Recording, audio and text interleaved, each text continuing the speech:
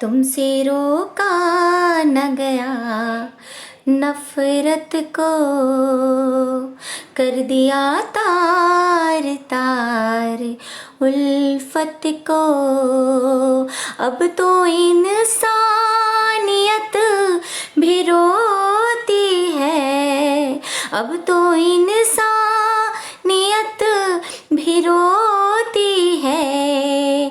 कोई रोके तो ऐसी दहशत को, कोई रोके तो ऐसी दहशत को।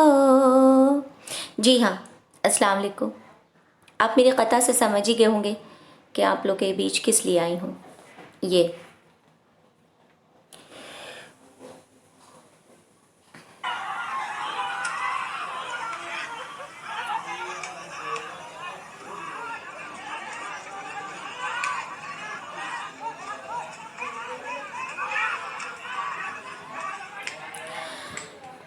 ना मैंने पूरी वीडियो देखी और ना देखने की हिम्मत है। पालघर में जो हुआ वो नहायत ही शर्मनाक वाक़या है, जो भी गुज़रा है। आज एक बार फिर तबरेज़ की याद ताज़ा हो गई और अब मुझे लगता है कि जो अंधभक्त ये सोचते थे कि ऐसा करके उनकी शान में इजाफ़ा होता है कि अगर हिंदू ने मुसलमान को मारा है तो उन्हें खुशी होती थी, तो अब उनको समझ में आना चाहिए कि ऐसे खूनखार दरिंदे किसी के नहीं होते। इनका कोई धर्म, कोई मज़हब नहीं होता है। और जो लोग इस पे टिप्पणी दे रहे हैं कि जैसे कि एक है जिनको आप जानते हैं, उनके बारे में बाद में आऊँगी, इंशाल्लाह बोलूँगी। लेकिन मुझे तो हैरत है इस बात की कि एक पुलिस वाला पीछे घूम रहा है, उसके पीछे पीछे वो साधु घूम रहा है कि उसे बचा ले, लेकिन वो मुर्दा ज़मीर एसपी आगे आगे की तरफ भाग रहे, उसको छोड़ कर के वो लोग जब तक ना उसे मार दे। ये कैसे मुर्दा ज़मीर लोग हैं? ये लोग कैसे इंसान के नाम पे जानवर, दरिंदे, वैशी सोच वाले लोग हैं जो इतनी दहशत फैलाए हुए हैं? और मुझे ये समझ में नहीं आ रहा है कि ऐसे वक्त में जब क्वारंटीन हुआ है, सारे लोग अपने अपने घरों में, तो ये लोग इतना मौका कैसे मिल गया? ये इतना बड़ा कांड हुआ कैसे? शर्म आनी चाहिए उस एसपी को। पता नहीं ऐसे लोग कैसे जा करके, कैसे मुर्दा ज़मीर लोग हैं कि कैसे जाके अपने घर वालों से नजर मिलाते, या इनके घर वाले इनसे कुछ नहीं कहते। ये लोग कैसे अपनी शक्ल आईने में देखते होंगे? आपको डूब मरने का मुकाम है अगर आपके सामने किसी की जान चली जाती है और आपने उफ तक नहीं किया। शर्म आनी चाहिए। ये इंसानियत के खिलाफ बात है।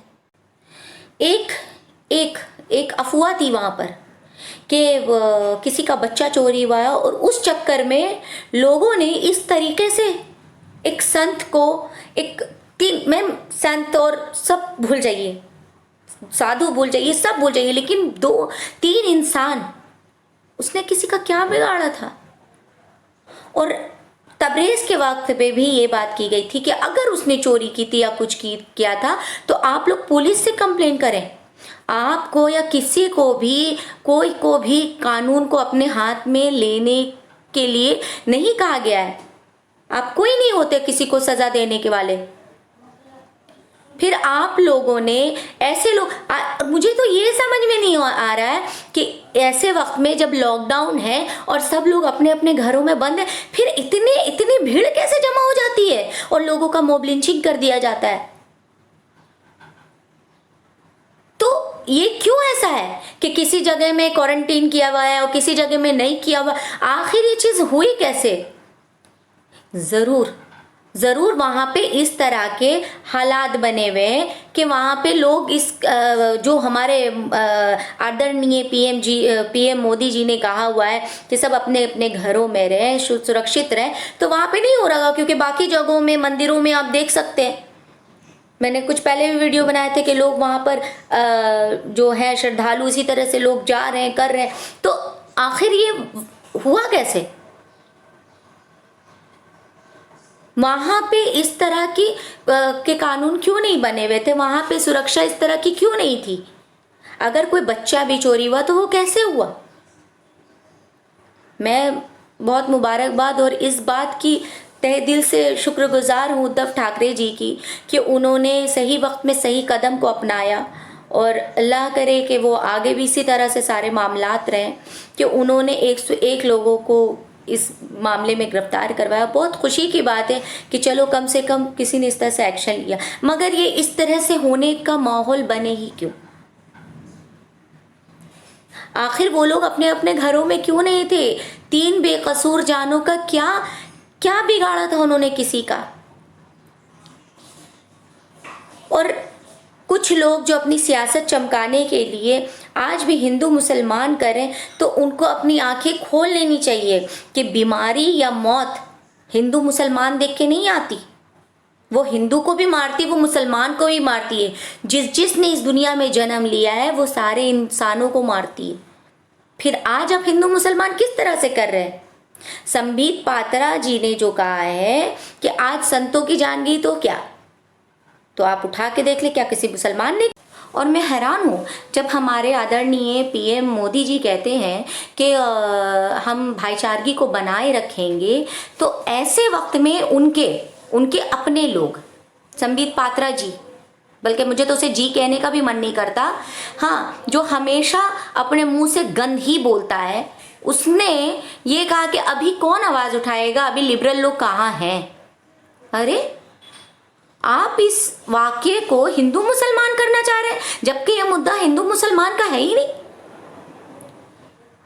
और सबसे बड़ी बात कि उस गांव के जहां पे ये चीजें हुई हैं, वहां पर जो इनकी सरपंच है वो बीजेपी की है, उसके बावजूद ये चीजें हमारी दरपेश हुई।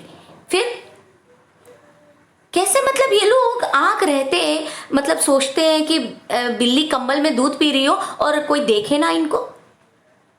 ऐसे मौके में वो चाहते हैं कि 21 दिन का जो लॉकडाउन है वो खत्म हो जाएगा तो मुद्दा क्या रहेगा।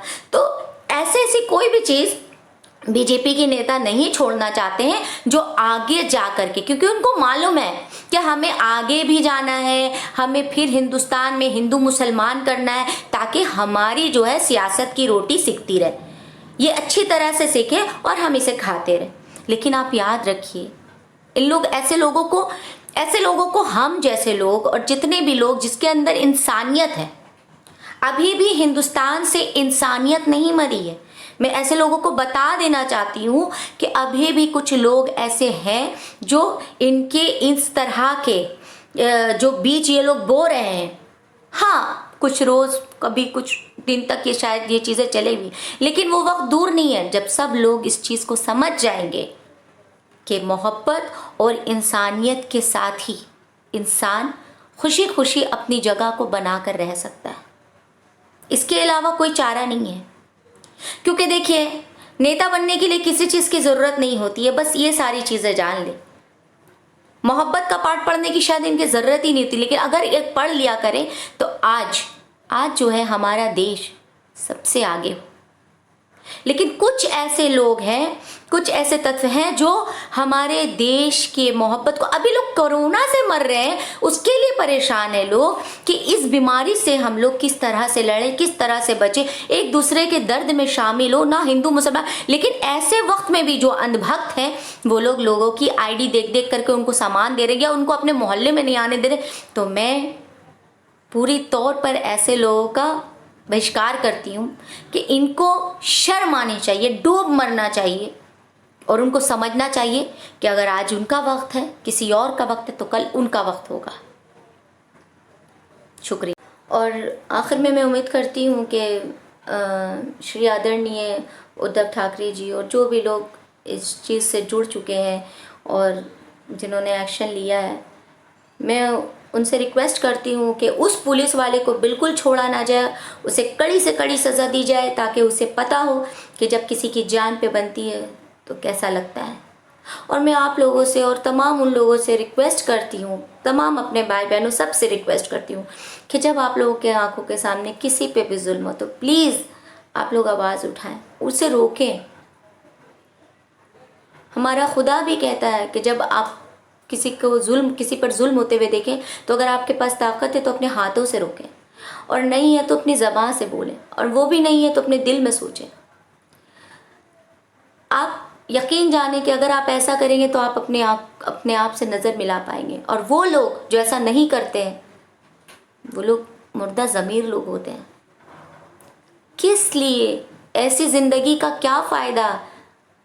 अगर इंसान से जुड़ा, अगर आज इंसान ना रहे तो कोई इंसान अकेला रहकर खुश नहीं रह सकता। इस ज़िंदगी की खुशी जो है इंसानों और इंसानियत से है, इसे ख़त्म मत होने दो, जियो और जीने दो। ये जुल्म, ये तशद्दुद, इसका बाज़ार गर्म मत होने दो। हमारे देश में ऐसी ऐसी मुसीबतें आई हुई हैं कि हम लोग एक से लड़ते हैं दूसरी खड़ी हो जाती, दूसरे से लड़ते हैं तीसरी खड़ी हो जाती। तो हम कोई अपना मुस्तकबिल सोचे या बनाए तो क्या करें? हमारा तो आज ही सुरक्षित नहीं है। मैं रिक्वेस्ट करती हूँ कि अपनी इंसानियत को मरने से पहले अगर किसी के मुसीबत में काम आ जाइएगा तो आपको लगेगा कि आपकी ज़िंदगी सफल हो गई। बस यही कहना चाहती हूँ। बहुत बहुत शुक्रिया। अल्लाह हाफिज़।